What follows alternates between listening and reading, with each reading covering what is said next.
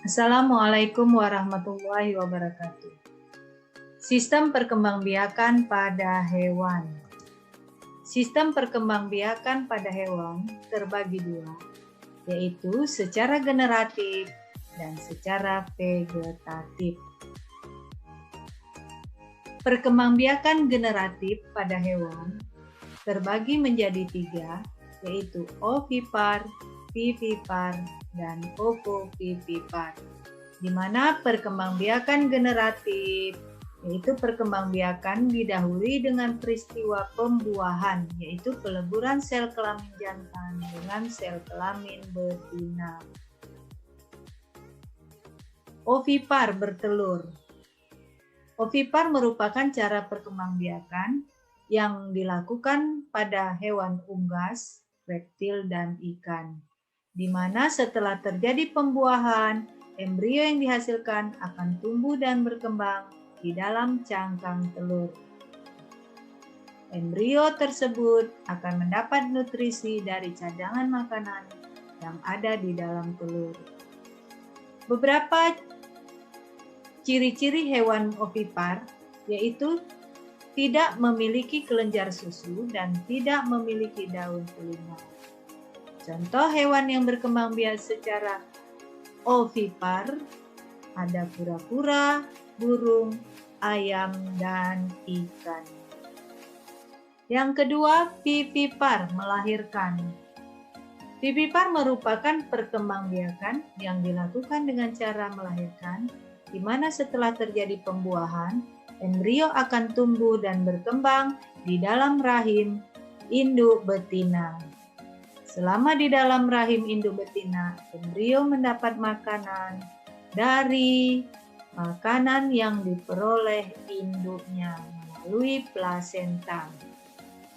Ciri-ciri hewan yang berkembang biak secara vivipar yaitu memiliki kelenjar susu, memiliki daun telinga, dan tubuh dilindungi oleh bulu.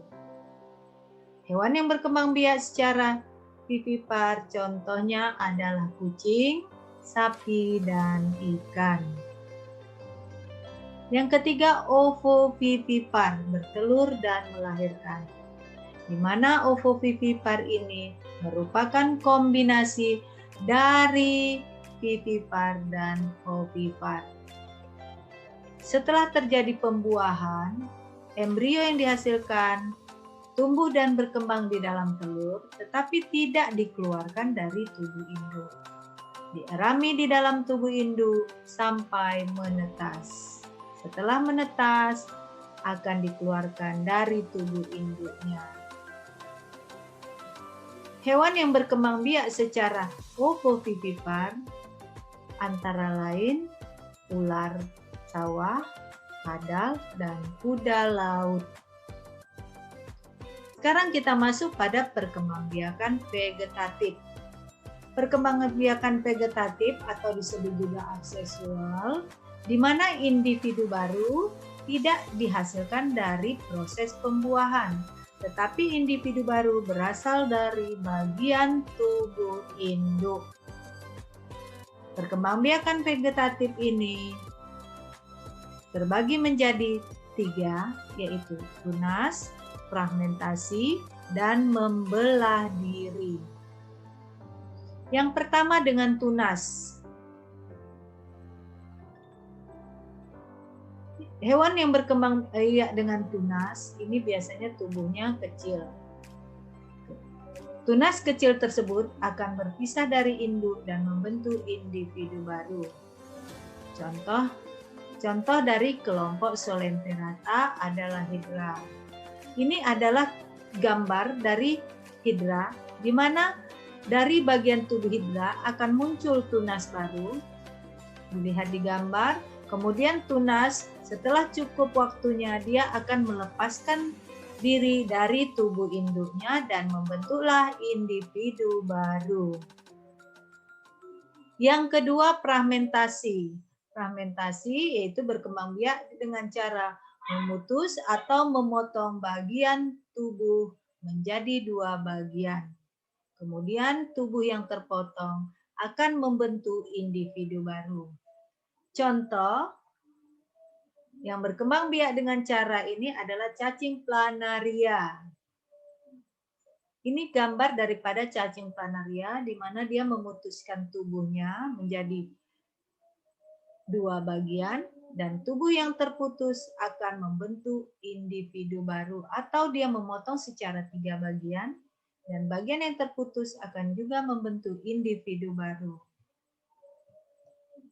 Yang ketiga, membelah diri.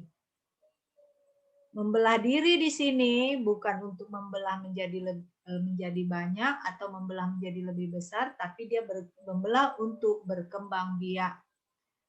Contoh daripada hewan yang berkembang biak dengan cara membelah diri adalah dari kelompok hewan bersel satu. Contohnya adalah amuba. Ini adalah gambar pada amuba, di mana inti sel daripada amuba akan membelah, diikutin dengan cairan sel, kemudian dinding sel akan membelah menjadi dua, dan akhirnya terbentuklah dua individu baru. Nah, inilah perkembangbiakan pada hewan secara vegetatif dan generatif beserta contoh-contohnya. Assalamualaikum warahmatullahi wabarakatuh.